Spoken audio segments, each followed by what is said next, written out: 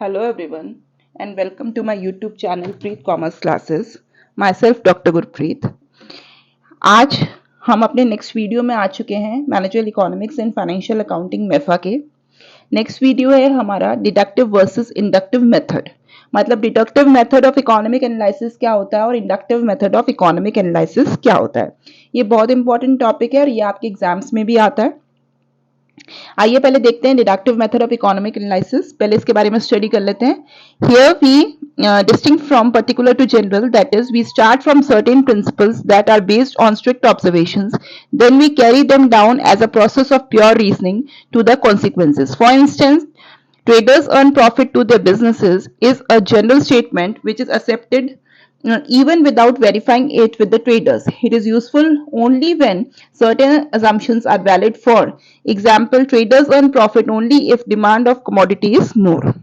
इसका मतलब क्या हुआ, जैसे मान लीजिए जनरल से पर्टिकुलर स्टडी, मतलब क्या हुआ इसका, एक जनरल हम लोग अजम्पशन लेते हैं कि ट्रेडर्स जो है, बिजनेसमैन जो है एक पर्टिकुलर फील्ड में बिजनेस कर रहे हैं, बहुत सारे बिजनेसमैन, और सब बिजनेसमैन जो है एक पर्टिकुलर फील्ड में है, तो हम ये मानते हैं कि अगर बिजनेस में से प्रॉफिट आ रहा है, मतलब इकोनॉमी ग्रो कर रही है उस पर्टिकुलर बिजनेस में से, तो हम ये मानते हैं कि हर एक इंडिविजुअल बिजनेस में अर्न कर रहा होगा। मतलब क्या हुआ इसका, जैसे मान लीजिए एक पर्टिकुलर फील्ड है, एक पर्टिकुलर प्रोडक्ट है, जैसे मान लो इलेक्ट्रॉनिक्स है, इलेक्ट्रॉनिक्स में जितने भी बिजनेसमैन हैं, तो हम ये मानते हैं कि अगर मानते हैं कि इकोनॉमी के अंदर प्रॉफिट हो रहा है इलेक्ट्रॉनिक्स से, इलेक्ट्रॉनिक्स को कंज्यूमर्स लाइक कर रहे हैं, इलेक्ट्रॉनिक प्रोडक्ट्स को, और उसके अंदर प्रॉफिट हो रहा है, तो हम साथ में अब पर्टिकुलर स्टडी में क्या कर रहे हैं, डिडक्टिव मेथड में अगर जनरली इलेक्ट्रॉनिक आइटम्स में प्रॉफिट हो रहा है, तो मतलब क्या हुआ इसका कि हर एक बिजनेसमैन इलेक्ट्रॉनिक आइटम्स में जो डील कर रहा है वो प्रॉफिट अर्न कर रहा होगा। ये एक जनरल अजम्पशन है। तो जनरल स्टडी क्या हुई कि भाई बिजनेसमैन एक पर्टिकुलर फील्ड में प्रॉफिट अर्न कर रहे हैं। पर्टिकुलर स्टडी क्या हुई, जनरल टू पर्टिकुलर, हर एक बिजनेसमैन प्रॉफिट अर्न कर रहा है। तो this is called deductive method. इसके मेरिट्स क्या हैं? इट इज एक्सीडिंगली सिंपल, बहुत सिंपल स्टडी है। मैंने ये एनालाइज किया इकोनॉमी के अंदर एक पर्टिकुलर प्रोडक्ट से बहुत सारा प्रॉफिट आ रहा है, तो मैं ये मान रही हूं कि हर एक बिजनेसमैन जो है प्रॉफिट अर्न कर रहा है। It is the necessity of experimentation. अब एक एक्सपेरिमेंट अगर हमें करना है किसी फील्ड में इकोनॉमी के अंदर, तो ये बेसिकली डिडक्टिव मेथड को ज्यादा प्रेफर किया जाता है क्योंकि ये लेस टाइम कंज्यूमिंग है। It results in accuracy and exactness. तो ज्यादातर यही अज्यूम किया जाता है कि अगर एक फील्ड के अंदर प्रॉफिट है तो सारे बिजनेसमैन ही प्रॉफिट अर्न कर रहे होंगे और इसको एक्यूरेट ही माना जाता है। It is based on logical reasoning.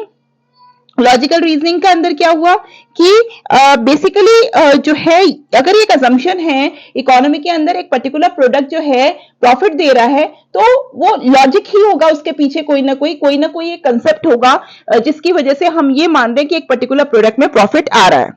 Demerits क्या है? It is only based on assumptions which may be imperfect और इनवैलिड। अब इसके डिमेरिट क्या है? अजम्पशन तो ऑब्वियसली जो है इम्परफेक्ट ही है। क्यों है इम्परफेक्ट? क्योंकि जो है इसके अंदर जो आपकी जो थ्योरी है कि हर एक बिजनेसमैन प्रॉफिट अर्न कर रहा है, ये गलत है। जरूरी नहीं है कि हर एक बिजनेसमैन जो है इस पर्टिकुलर फील्ड में प्रॉफिट अर्न करे। If faulty generalization are made for using government policies, the results may be dangerous.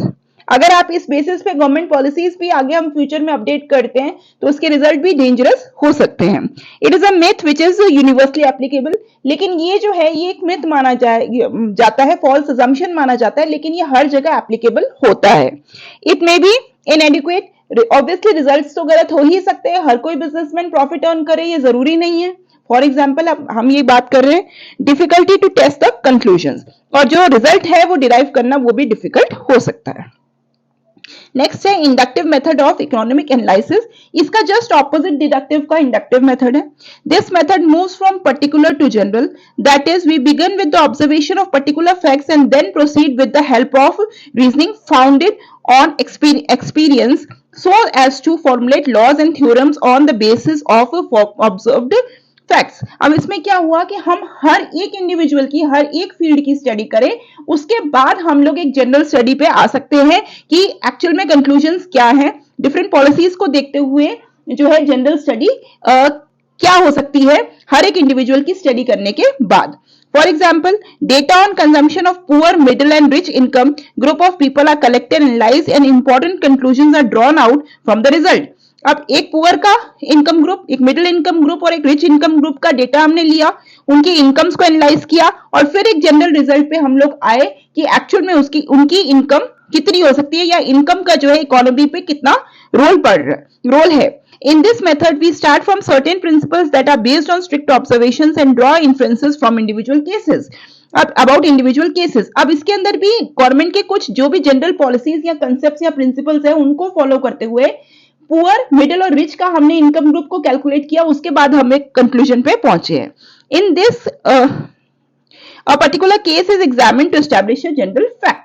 एक पर्टिकुलर केस की, एक पर्टिकुलर इंडिविजुअल की स्टडी करके फिर हम एक जनरल स्टडी पे आते हैं inductive method of economic analysis में. अब ये जो है, ये मेथड जो है डिडक्टिव के मेथड में थोड़ा सा एक्यूरेट हो सकता है. एडवांटेजेस क्या है इसके? रियलिस्टिक है, ऑब्वियसली एक्यूरेसी हो सकती है इसके अंदर, रियल फैक्ट्स जो है इसमें हो सकते हैं. Helps in real future inquiries, future में अगर आपको कुछ भी इंक्वायर करना हो तो आप इंडक्टिव मेथड को फॉलो करके इंक्वायरी कर सकते हो. डायनेमिक इन नेचर है, changes with the change in condition आप कर सकते हो सकता है कि पुअर क्लास में अप्स एंड डाउन आए, हो सकता है मिडिल क्लास में अप एंड डाउन आया हो सकता है रिच क्लास में आया हो. तो हम हर एक पर्टिकुलर की स्टडी कर रहे हैं, इसलिए हम लोग जो है चेंजेस भी ला सकते हैं and conclusions can be drawn. Demerits क्या है इसके? Uncertain conclusion, statistical information can also be assumed, its truth can never be exact. अब हमेशा हर बार स्टडी होगी तो हर एक का जो है रिजल्ट अलग अलग होगा. तो जब अपन कंपेयर करेंगे उस चीज को तो कंपेयर हम लोगों को करने में डिफिकल्टी आएगी क्योंकि डायनेमिक नेचर है इसका. Statistical analysis can differ from one investor to another for same problem. अब एक स्टैटिस्टिशियन है, अगर वो एनालिसिस कर रहा है और अगर वो इंडक्टिव मेथड की एनालिसिस कर रहा है तो जनरल स्टडी से पर्टिकुलर स्टडी से जनरल स्टडी में जब वो जाएगा तो पर्टिकुलर स्टडी के अंदर वो हो सकता है कंसेप्ट, हो सकता है प्रिंसिपल्स जो है वो अलग अडॉप्ट कर रहा हो. तो जब वो कंपेयर करेंगे एक स्टैटिस्टिशियन का दूसरे स्टैटिस्टिशियन से, जब रिजल्ट को कंपेयर किया जाएगा तो फिर वो रिजल्ट भी अलग हो सकते हैं. लास्ट है कॉस्टली. ऑब्वियसली ये जो मेथड है ये कॉस्टली मेथड है. क्यों? क्योंकि हम लोग हर एक इंडिविजुअल की स्टडी करके और फिर हम जनरल स्टडी पे आ रहे हैं. लेकिन ये जो मेथड है ये कंपैरेटिव टू डिडक्टिव मेथड एक एग्जैक्ट रिजल्ट जो है वो दे सकता है. आज के लिए बस इतना ही. मिलते हैं हम अपने नेक्स्ट वीडियो ऑफ मेफा में. और आपको मेरा ये वीडियो पसंद आया हो तो लाइक शेयर सब्सक्राइब जरूर कीजिएगा. बेल आइकन पर क्लिक करना ना भूलें जिससे कि आपको हमारे नेक्स्ट नोटिफिकेशन मेफा का वीडियो जो है या अदर नोटिफिकेशंस जो हैं वो मिलते रहें. अगर आपको कोई भी प्रॉब्लम हो इससे रिलेटेड तो आप कमेंट बॉक्स में कमेंट जरूर कीजिएगा या फिर आप अपने सजेशंस इस टॉपिक से रिलेटेड जरूर दीजिएगा. Thank you.